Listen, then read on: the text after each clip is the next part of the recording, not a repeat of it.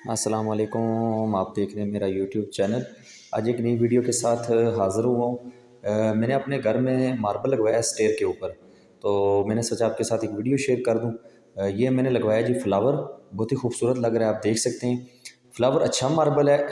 अगर इसकी स्ट्रेंथ की बात करें तो ये ग्रेनाइट की निस्बत कमज़ोर है, लेकिन अगर आप एक्सपेंस अपना कंट्रोल करना चाहते हैं तो आप ये अपने घर में लगा सकते हैं। घरों में कोई इतना इशू नहीं होता।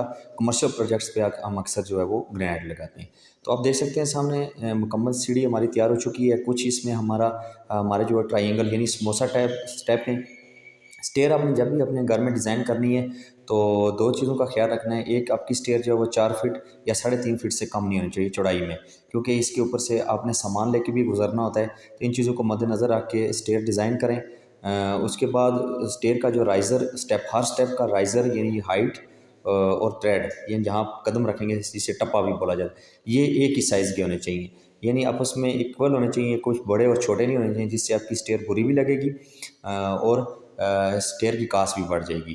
तो वीडियो आगे देखते जाएँ आप। इंशाल्लाह इसी वीडियो में मैं आपको सिल लेवल के बारे में बताऊँगा कि हमने सिल लेवल कौन से लगवाएँ हैं, यानी खिड़कियों का जो मार्बल लगता है उसके बारे में भी बताया, और किचन का जो मार्बल है विंडो सिल लेवल, वो कैसे आपने लगवाना है। तो आगे वीडियो आपने स्किप नहीं करनी, वीडियो को मुकम्मल देखना है। ये जो मेरी सीढ़ी है, ये तकरीबन जो अगर इसकी डिज़ाइन की बात की जाए तो ये जितने एरिया में डिज़ाइन हुई है वो तकरीबन 10 फीट बाई 12 फीट का रूम है जिसमें हमने ये स्टेयर डिज़ाइन की है। दूसरी चीज़ जो इम्पोर्टेंट है वो साइडों से आपने आधी इंची यानी 4 सूत्र आपने स्टेयर का स्टेप जो है वो साइड से बाहर रखना है, ताकि ये स्टेयर तब खूबसूरत लगती है जब इसका 4 इंच स्टेप बाहर होगा। तो कुछ लोग इसको फ्लश लगाते हैं जो बहुत ही बुरी लगती है। आप स्टेयर हमेशा इसको बाहर लगाएं।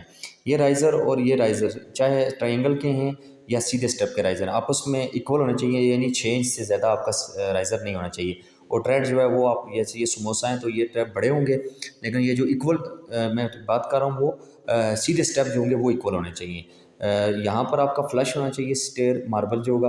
अच्छा कारीगर मिस्त्री लगाएं जो मार्बल की पैमाइश करे, क्योंकि अक्सर लोग गलत पैमाइश करते हैं जिसकी वजह से आपके स्टेप जो है वो टेढ़े लगते हैं या बदगुनिया लगते हैं। तो अच्छा कारीगर लगाएं जो स्टेयर का मार्बल लगाने का एक्सपर्ट हो, तो वो आपकी स्टेयर लगाएगा। और इस पे इतना खर्चा आ जाता है। अगर खर्चे की बात की जाए तो इस स्टेयर पे हमारा तकरीबन 70,000 जो है वो एक्सपेंस हुआ है हमारा इस स्टेयर के ऊपर। तो इतना खर्चा होने के बावजूद अगर कारीगर सही ना लगाए तो उसका मार्बल लगाने का कोई फ़ायदा नहीं। आप अच्छा कारीगर लगाएं, क्योंकि स्टेयर का मार्बल का बहुत खर्चा होता है।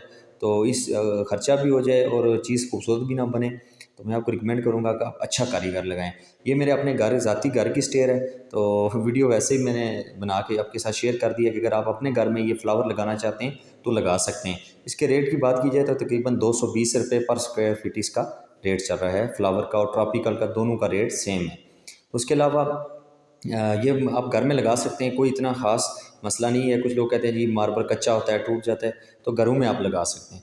ये जो चौकी होगी यहाँ पर आप 1 फुट बाई 2 फुट वाले पीस लगाएंगे पॉलिश वाले। ये इतना बड़ा मार्बल आपको नहीं मिलेगा और ना आपको लेने की ज़रूरत है। यहाँ पर आप ये जो नॉर्मल मार्बल होता है, मतलब फ्लावर 4 सूत्र जिसकी मोटाई होती है, वो आप यहाँ पर लगा सकते हैं जो बड़ी आपकी लैंडिंग होगी। उसके बाद इंपॉर्टेंट चीज़ जो आखिरी आपकी छत होगी, वहाँ पर आपने तकरीबन 3 इंच का टक देना है इसको। जैसे आप सामने देख सकते हैं, मैं अभी आपको थोड़ा सा और भी क्लियरली दिखा देता हूँ। यहाँ पर आपने लाजमी 3 इंच का टक देना है, क्योंकि अगर बाद में बारिश वगैरह होती है तो वो बारिश आपकी स्टेयर के ऊपर ना जाए। और आपने इसके ऊपर चिप्स का भी मार्जिन रखना है छत के ऊपर, कि यहाँ पर अगर कल को आप चिप्स करें तो चिप्स का लेवल जो है वो आधी इंची कम से कम इस स्टेयर के मार्बल से नीचे हो। अब आप देख सकते हैं सिल लेवल यानी खिड़कियों के मार्बल कैसे आपने लगाने।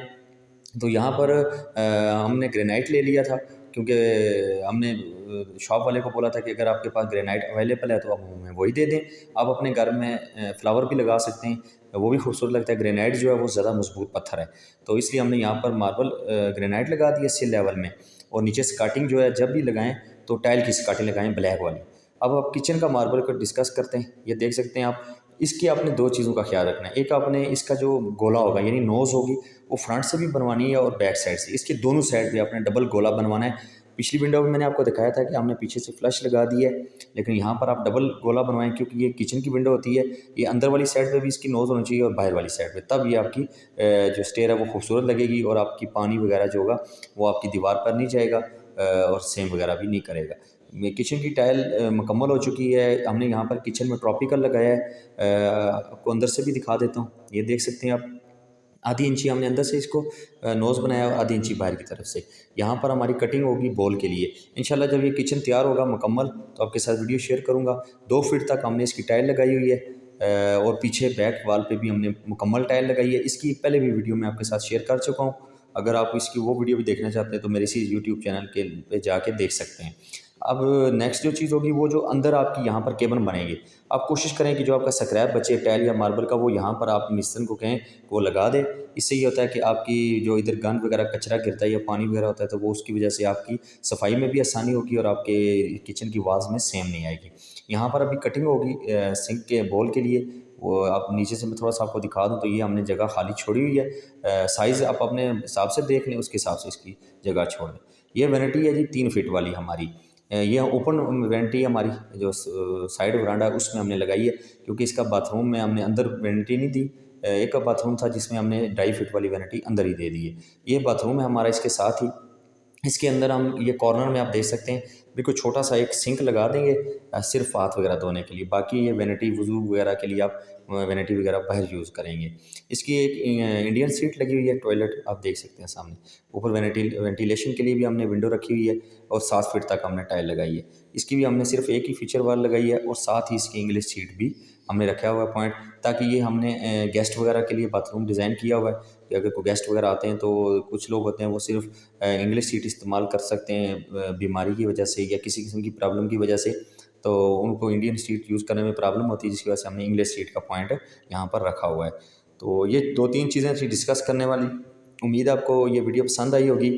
नेक्स्ट वीडियो के साथ हाज़िर हूँगा। तो इंशाल्लाह डिस्कस करेंगे कि वेंटियों के जो बॉल होते हैं वो अपने कैसे लेने हैं। अगर 2.5 फीट वाली वेंटी है तो उसके लिए कौन सा बॉल चाहिए होगा, और 3 फीट वाली 2.5 फीट वाली वेंटी का बॉल मैं आपके साथ डिस्कस कर चुका हूँ। इसी यूट्यूब चैनल पे उसकी वीडियो मौजूद है। लेकिन इंशाल्लाह 3 फीट वाली वेंटी का बॉल कौन सा लगेगा वो आपके साथ शेयर करूँगा। Thank you so much again video देखने के लिए। अल्लाह हाफ़िज़।